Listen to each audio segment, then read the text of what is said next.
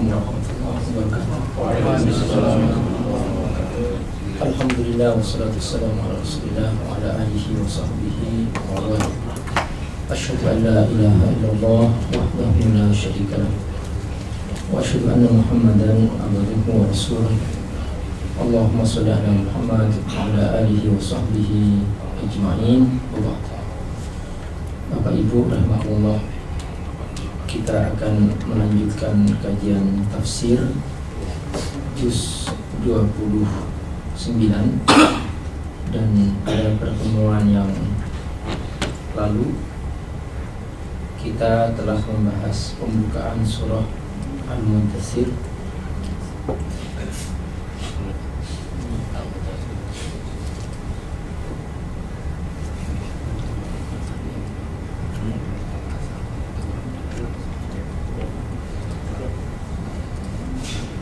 Mari kita baca bersama-sama dengan khusyuk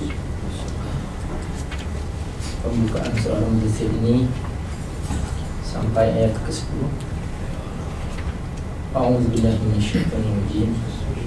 Bismillahirrahmanirrahim.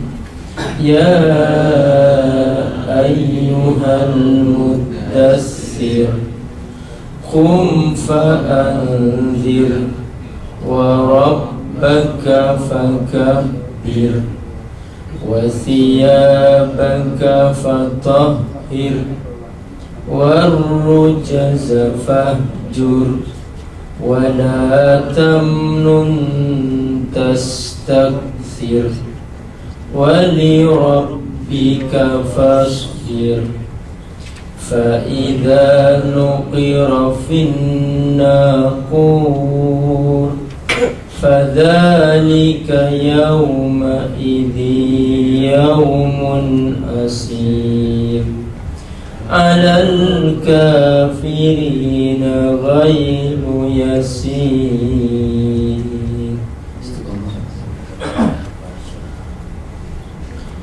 Bapak Ibu rahmatullah,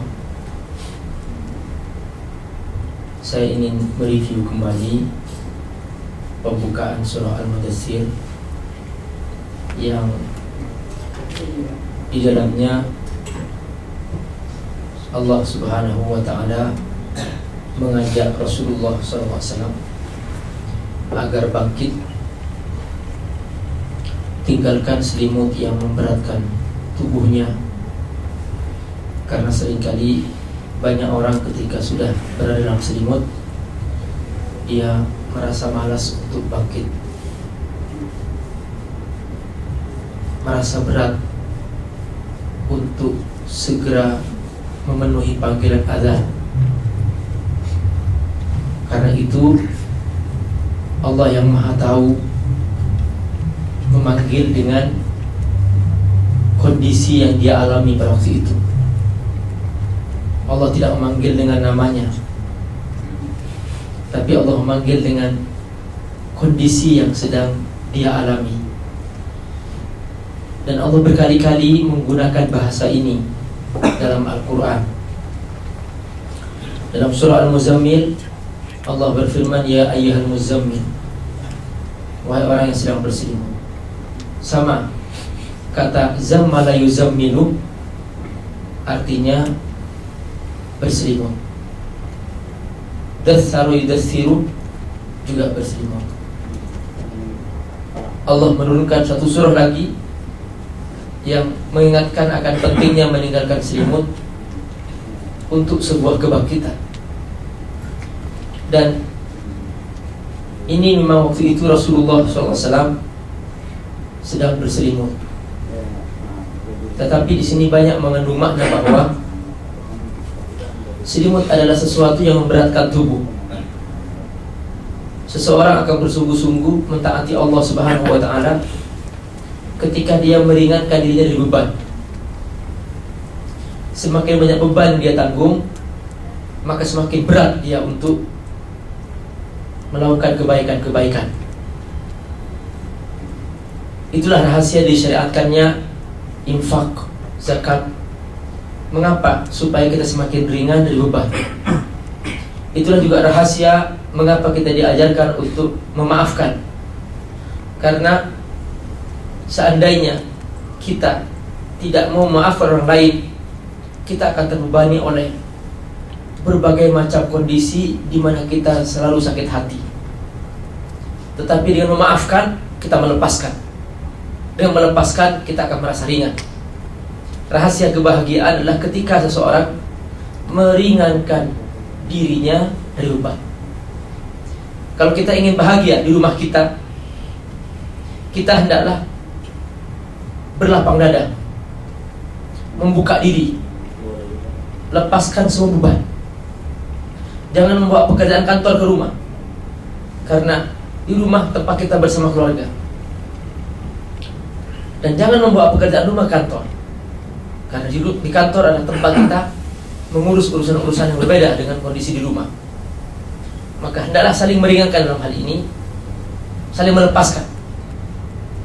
Orang yang masih membawa beban dalam hidupnya, maka dia akan selalu merasa dirinya berat untuk bekerja sesuatu. Allah Subhanahu wa ta'ala memanggil dengan sifat yang sedang dia alami Rasulullah SAW, yaitu agar dia meninggalkan selimutnya. Beberapa langkah yang Allah ajarkan. Pertama, bangun, kum.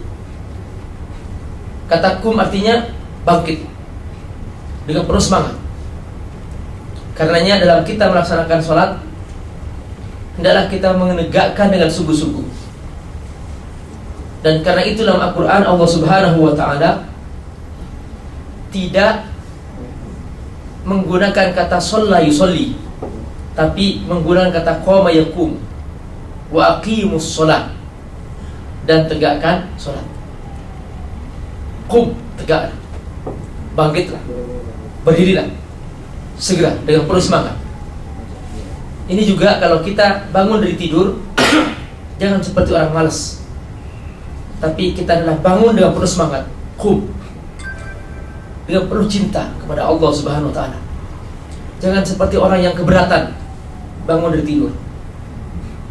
Dulu di zaman Rasulullah SAW diceritakan bahwa ciri seorang munafik adalah orang yang idza qama ila sholati qama kusala. Kalau dia mau sholat, sholatnya malas, merasa berat. Seorang bisa bangkit dengan penuh semangat ketika urusan dunia, urusan bisnis. Bangun jam 2, bangun jam 3 penuh semangat urusan dunia. Apakah kemudian ketika harus mengurus Allah Subhanahu wa ta'ala, bangkit untuk Allah Subhanahu wa ta'ala, merasa keberatan? Kata Allah, qum, bangun dengan penuh semangat. Kemudian Allah Subhanahu wa ta'ala memberikan tip yang kedua, bahwa seseorang akan semangat dalam hidup ketika dia punya target. Semakin tinggi targetnya, maka semakin semangat, atau semakin tinggi semangatnya. Seorang yang punya target hanya keuntungan 100.000 per hari tidak akan sama dengan seorang yang punya target 1 juta per hari. Kerja kerasnya, cara membagi waktunya, dan sebagainya. Seorang yang punya target mencapai 100 juta per hari, maka tidak akan sama dengan target seorang yang hanya ingin dapat keuntungan 1 juta per hari, dan seterusnya. Dalam hidup, kata Allah Subhanahu wa ta'ala, jangan targetnya kamu hanya ingin menjadi seorang yang soleh sendirian, tapi bagaimana kamu soleh dan juga menyebarkan kesolehan terhadap orang lain. Inilah makna perintah fa'anzir. Fa'anzir, sampaikan peringatan, ajak mereka jadi orang soleh. Jangan targetnya hanya yang penting aku soleh. Ini target yang sangat minimal. Tapi yang Allah ajarkan bahwa seorang hamba yang baik adalah yang dia targetnya bukan hanya soleh sendirian, tetapi dia membawa kesalehan terhadap orang lain. Suatu hari Allah Subhanahu wa ta'ala memerintahkan malaikatul azab untuk mengadab sebuah negeri. Ketika malaikat turun, malaikat melihat ada sebuah masjid di tengah negeri itu. Malaikat melihat ada seorang sedang sholat di tengah negeri yang harus dihancurkan. Malaikat naik lagi melaporkan kepada Allah, ya Rabb, ya Allah, ra'aitu 'abdan min ibadika lam ya'sik, kaifa u'adzibu. Aku melihat hambamu sedang beribadah kepadamu di sebuah masjid di tengah-tengah negeri itu, dan dia tidak pernah berbuat maksiat kepadamu. Bagaimana mungkin aku mengadab mereka? Kata Allah, ibda bihi, mulai adabku dari orang yang ahli ibadah itu. Di sini pertanyaan terjadi dari malaikat, kenapa? Kata Allah, innahu lam yaghdab fiyya, dia tidak pernah marah karena aku. Dia hanya soleh sendirian, dia hanya baik sendiri, tapi tidak mau memperbaiki orang-orang di sekitarnya yang berbuat maksiat. Dia hanya ingin masuk surga sendirian. Perhatikan Allah, Allah tidak suka kepada orang yang hanya soleh sendirian. Karena itu begitu seseorang, maka dia harus melakukan tindakan yang targetnya bukan hanya diri sendiri, tapi juga orang lain. Fa'anzir, sampaikan peringatan.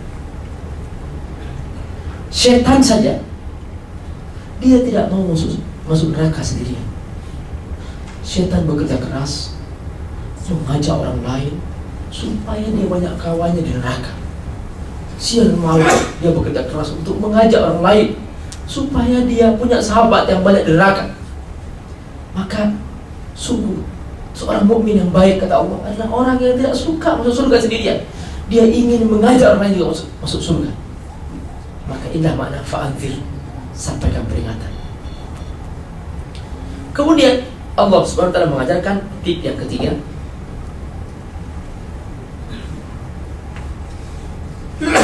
Apa yang harus dia perbuat dalam menjadikan diri sebagai manusia bermanfaat? Kata Allah, wa rabbaka fakabbir, di mana saja kau berada, agungkan Allah. Agungkan Allah. Wa rabbaka fakabbir, jangan kau agungkan ilmu, jangan kau agungkan harta. Banyak orang demi uang Allah disepelekan sampai dia rela mengambil yang haram. Ini namanya yang agung adalah harta. Banyak orang demi nafsu dia rela berbuat maksiat, rela melanggar aturan Allah. Ini yang agung bukan Allah bagi dia, tapi nafsunya. Banyak orang rela membunuh demi kekuasaan. Ini yang agung bukan Allah bagi dia, tapi kekuasaan. Dan seterusnya. Kata Allah, wa rabbaka fakabbir, jangan hanya kata Allahu Akbar itu diucapkan, tapi dimaknai dalam hidup. Banyak orang Islam mengucapkan Allahu Akbar, Allahu Akbar, Allah Maha Agung, perbuatannya melawan Allah. Itu bukan seperti itu cara melawan Allah, saudara. Allah mengajarkan wa rabbaka fakabbir, yang agung dalam dirimu hanya Allah SWT. Banyak orang rela mengakhirkan sholat demi rapat. Ini yang agung, rapat daripada sholat. Perhatikan, banyak sekali orang yang rela mengambil yang haram demi keuntungan yang banyak.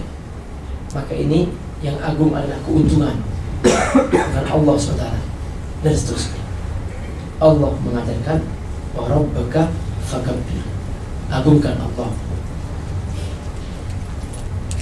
Kemudian Allah juga mengajarkan bahwa jaga kesucian. Tip yang keempat, jaga kesucian. Jangan hanya kesucian batin, tapi juga kesucian zahir. Ini ciri seorang muslim.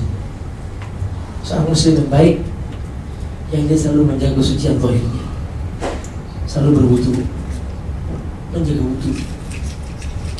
Dulu pernah ada seorang sahabat yang dijamin masuk surga pada Rasulullah SAW karena wudhunya. Rasulullah bercerita ketika ketemu dengan sahabat ini, namanya Bilal. Ya Bilal, inni sami'tu sautan alaika isbiquni fil jannah. Aku mendengar suara terompamu mendahului aku di surga. Apa yang kau perbuat? Subhanallah. Subhanallah. Bilal menjawab, ya Rasulullah, wahai Rasulullah, ini kullama batala wudu'i tawadda'tu. Setiap aku batal wudu, aku berwudu. Wa kullama tawadda'tu sholatu raka'atain.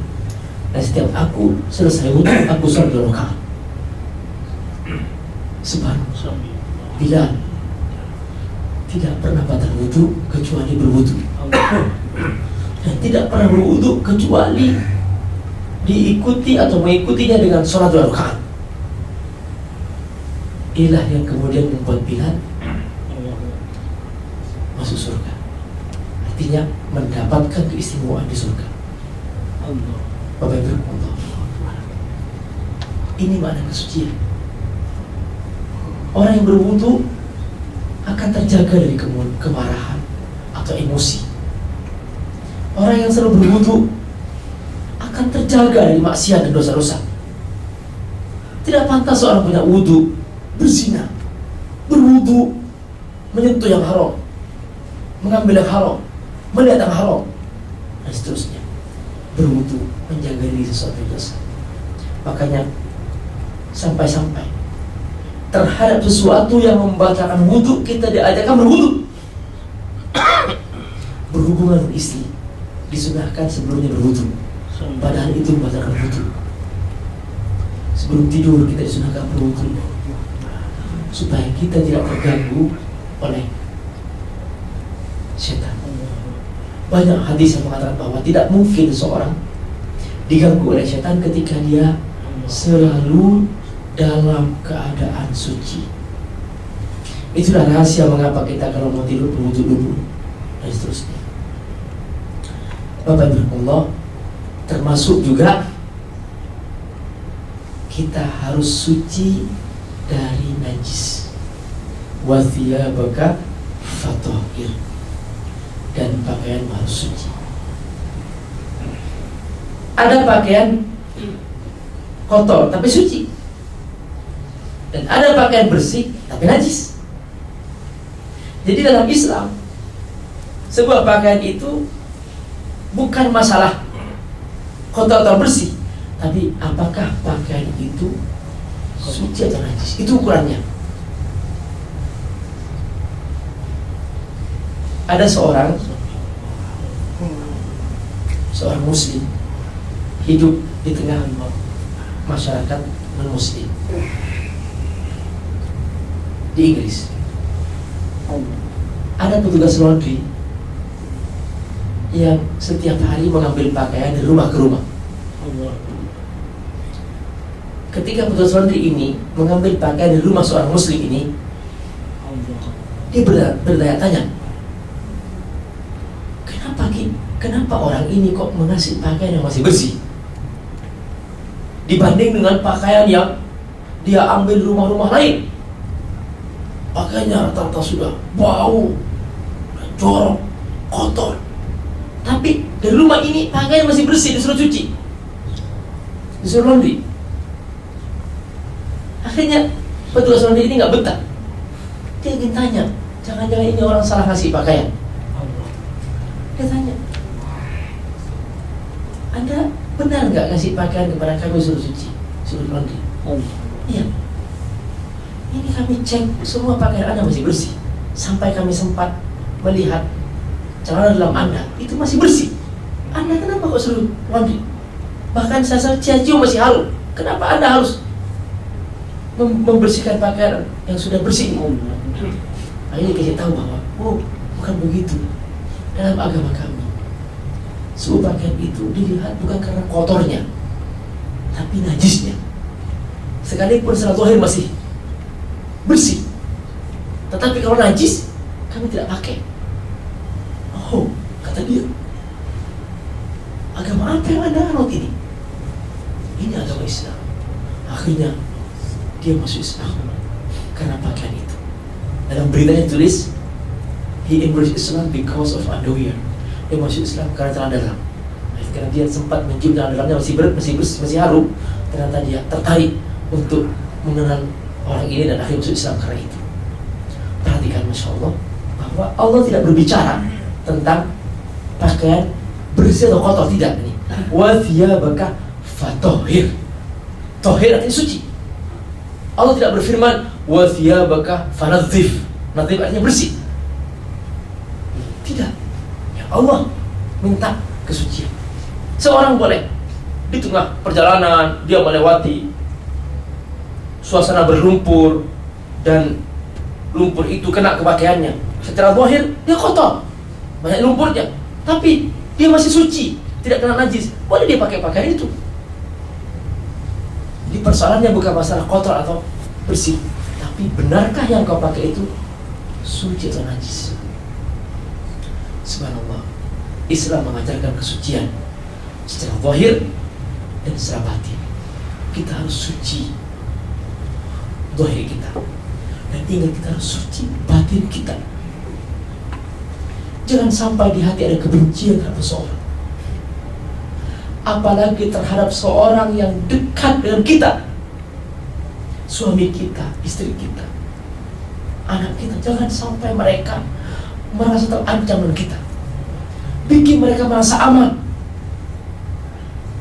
Tadi malam saya ingin cerita pada Allah, saya ingin menceritakan bahwa ada dua orang suami istri datang ke rumah saya. Tiba-tiba menjelang jam 12 dia datang, ini minta tolong diceraikan. Saya tanya, Anda punya anak? Punya anak. Kenapa nggak cerai? Kata istrinya, Pak Ustadz, setiap saya masuk rumah saya tidak merasa aman.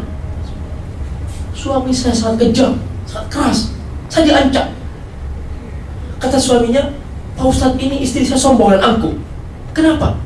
Dia kalau pulang dari tempat kerja terlambat. Masa pulang dari kerja jam 11 malam? Terus saya tanya, kenapa ibu pulang terlambat dari jam kerja? Pak Ustadz, bagaimana saya pulang ke rumah? Aku terancam, aku tidak merasa aman, aku ingin pulang, aku melihat anakku. Perhatikan para Allah bahwa kesucian hati penting sekali. Jangan sampai istri merasa terancam di rumah, jangan sampai suami merasa tidak nyaman di rumah. Kita saling menjaga kebersihan atau kesucian batin ini supaya kita saling merasa aman. Allah mengajarkan bahwa bukan hanya kesucian zahir, bukan hanya penampilan yang menarik, tidak, tapi juga yang paling penting adalah kesucian batin. Bagaimana batin kita bersih dan suci, sehingga zahir kita juga merasa indah dipandang. Inilah makna doa Rabbana hab lana min azwajina wa dzurriyyatina qurrata a'yunin waj'alna lil muttaqina imama. Kata Allah, berikan aku pasangan yang sedap dipandang mata, bukan sekedar cantik, bukan sekedar ganteng. Ada orang cantik tapi dipandang tidak sedap. Ada orang ganteng dipandang tidak sedap. Ada orang berwarna atau kulitnya hitam tapi sedap dipandang. Persoalan sedap ini berbeda dengan kecantikan, dengan penampilan. Ini namanya qurrata a'yun, kata Allah. Qurrata a'yun, sedap di pandang mata. Anak sedap di pandang mata. Qurrata a'yun. Lalu kata Allah, waj'alna lil muttaqina imama, jadikan kami imam bagi orang-orang bertakwa. Nah, ini dari mana? Dari kesucian batin. Wa thiyabaka fatahhir. Maka kata tahhir di sini at-taharah. Dalam buku fikih ada bab namanya bab taharah, arti kesucian, bukan sekedar kebersihan, bukan sekedar penampilan. Kemudian Allah Subhanahu wa ta'ala mengajarkan bahwa kalau kamu ingin menjadi seorang yang suci secara zahir batin, Cara selanjutnya apa? Tips selanjutnya apa? Tinggalkan dosa. Warujat fajur. Warujat fajur. Tidak mungkin seorang bahagia ketika seseorang berbuat dosa. Setelah saya tanya tadi malam, kenapa Anda kok selalu membuat istri Anda terancam? Dan kenapa kamu merasa nampak dirimu tidak menarik di depan suami? Akhirnya sama-sama mengaku bahwa sang istri suka berselingkuh di kantornya, dan kemudian sang suami ternyata juga tidak sholat, meninggalkan sholat sudah lama. Perhatikan, ternyata penyebab dari semua itu ya dosa. Tidak mungkin seorang bisa bahagia ketika masing-masing sibuk dengan dosa. Rumah tangga yang dipaksa untuk menjadi baik ketika masih sibuk dengan dosa. Kata Allah, waruzafaju, tinggalkan dosa. Kalau kamu ingin bahagia, tinggalkan harta haram, jangan dibawa ke rumah. Tidak mungkin bahagia seorang yang sibuk dengan harta haram. Allah menyebutkan fahjur, hijrah. Hijrah artinya apa? Jangan dekat. Karena itu dalam Al-Quran setiap kali Allah Subhanahu wa ta'ala mengajak agar tidak berbuat dosa, Allah menggunakan bahasa wala taqrabu, jangan dekati. Contoh misalnya zina.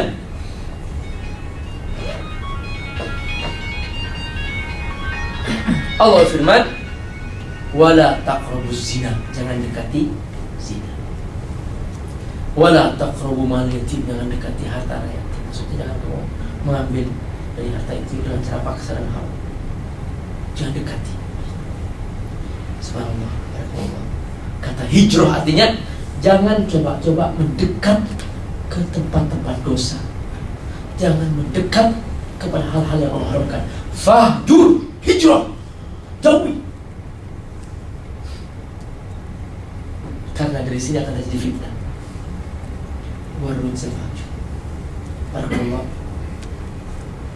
Beberapa bulan yang lalu saya mampir di kantor salah seorang kawan. Dia sebagai pengacara. Di mejanya itu ada kertas bertumpuk. Saya iseng minta izin ingin buka-buka apa isinya. Saya baca kok, pertama saya ngambil, kok tuntutan seorang wanita minta cerai. Saya tanya ke dia, ini semuanya ini wanita minta cerai? Ya, rata-rata wanita karir. Saya tanya kepada dia, apa sebabnya? Sebabnya adalah bahwa pertama dia ketika penghasilannya merasa lebih tinggi dari suaminya, dia muncul dalam dirinya rasa independensi, merasa tidak bergantung pada suami. Kemudian yang kedua, muncul lagi setelah itu akibat selanjutnya, kalau hanya aku ingin bersenang-senang serasa aku bisa berbuat dengan siapa saja di kantor dan aku punya kawan dan seterusnya, maka suami semakin rendah dalam dirinya. Akhirnya berbuatlah dia seenaknya dan suami semakin dikesampingkan dan akhirnya terjadi perceraian. Perhatikan, banyak sekali demi karir seorang rela mengorbankan rumah tangganya. Allah Subhanahu mengajarkan bahwa betapa banyak itu dosa yang membuat kehancuran rumah tangga. Allah mengajarkan kalau itu ternyata penyebab dari hancurnya sebuah rumah tangga. Kata Allah, fahjur, hijrah. Jangan sampai rumah tangga ini sudah menjadi mitsaqun walidha, sebuah ikatan yang kuat, itu dihancurkan begitu saja. Cari yang lebih baik. Jika di situ akan menjadi sarana berbuat dosa, hindari. Allah mengajarkan fahjur, hijrah. Tidak ada rumus bahwa dengan hijrah dari perbuatan dosa seorang sengsara. Tidak ada rumus bahwa dengan hijrah dari perbuatan dosa seseorang sengsara. Tidak ada. Allah mengajarkan terbaik. Setelah itu, rumus yang selanjutnya atau tip yang selanjutnya, kalau memberi, jangan minta balasan yang lebih besar. Jangan ingin dibilangin terima kasih. Jangan ingin mendapatkan balasan yang besar. Karena orang yang seperti ini tidak akan pernah ikhlas. Allah firman, wala tamnun tastakthir. Wala tamnun tastakthir. Kalau kamu membantu orang lain, bantulah dengan penuh keikhlasan. Kalau dapat balasan, jangan ditolak. Tapi kalau membantu, jangan mengharapkan. Yang Allah tidak sukai adalah bukan menerimanya balasan, tapi yang Allah tidak sukai mengharapkan. Sehingga ketika ternyata tidak mendapatkan apa yang dia harapkan, dia kecewa, sehingga tidak ikhlas. Kalau dapat balasan, terima, jangan ditolak. Tetapi jangan sampai itu dijadikan harapan. Dan kalau mengharap sesuatu, jangan lebih dari apa yang kau perbuat. Kata Allah, wala tamnun tastakthir. Karena ketika seseorang harapannya terlalu besar dari apa yang dia perbuat, maka dia akan kecewa. Pasang harapan yang kecil sehingga tidak kecewa. Banyak seseorang kecewa ketika dikasih gaji 2 juta. Padahal orang yang selevel dia banyak merasa bahagia dikasih gaji 2 juta. Selevel dia. Akhirnya apa? Dia tidak pernah merasa nyaman dengan pekerjaan itu. Kenapa? Karena harapannya terlalu tinggi. Padahal level dia level gaji 2 juta. Dia mengharapkan gaji 5 juta. Maka akhirnya tidak pernah nyaman tempat dia bekerja.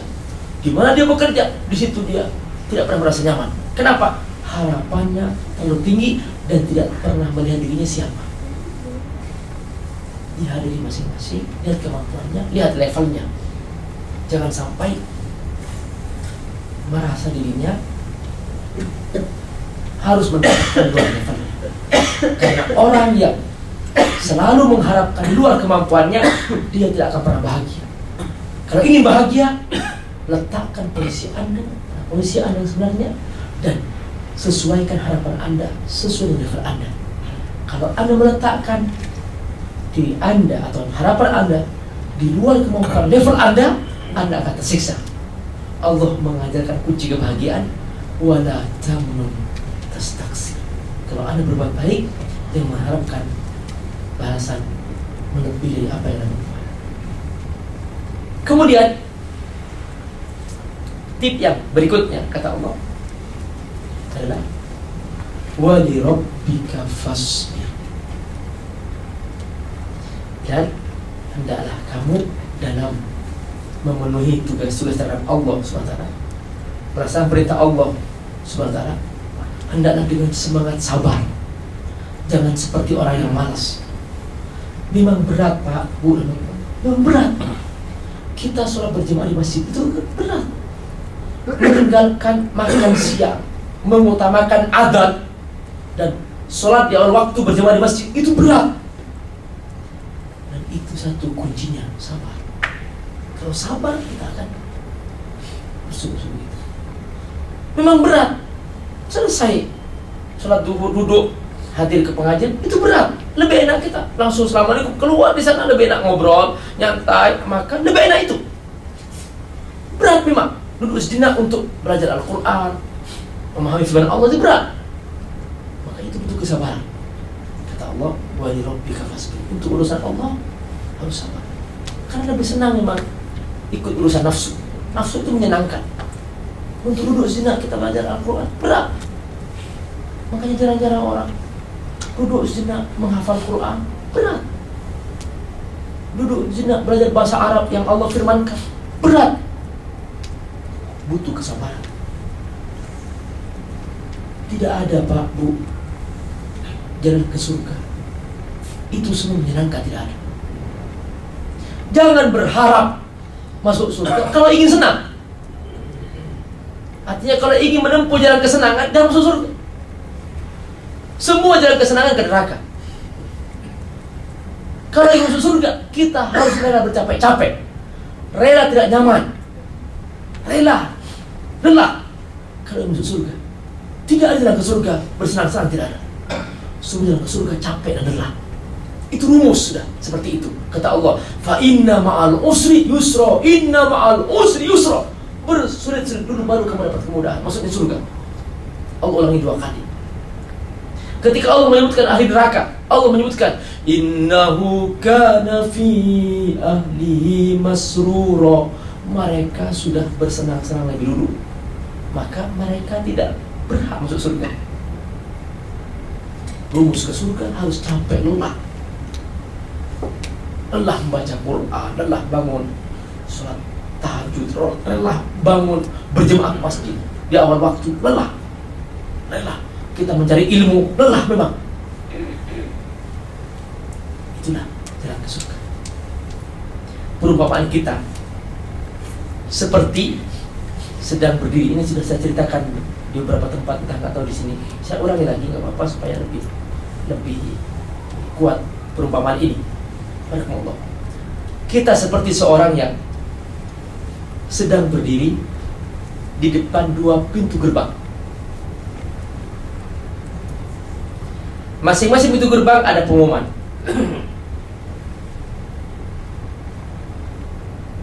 Para pengunjung, jika Anda masuk ke pintu gerbang ini, jalannya mulus, semua boleh, semua nyaman, indah, senang, tidak ada yang tidak boleh, semua boleh. Tapi ingat, di akhir dan di ujung jalan ini ada api bara. Pengumuman yang kedua di pintu gerbang sebelahnya berbunyi, para pengunjung, jika Anda masuk ke pintu gerbang ini,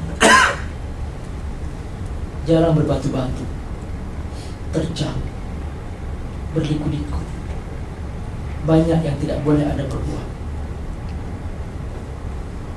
dan serba sulit, kadang menanjak, kadang merulung, dan Anda akan serba capek.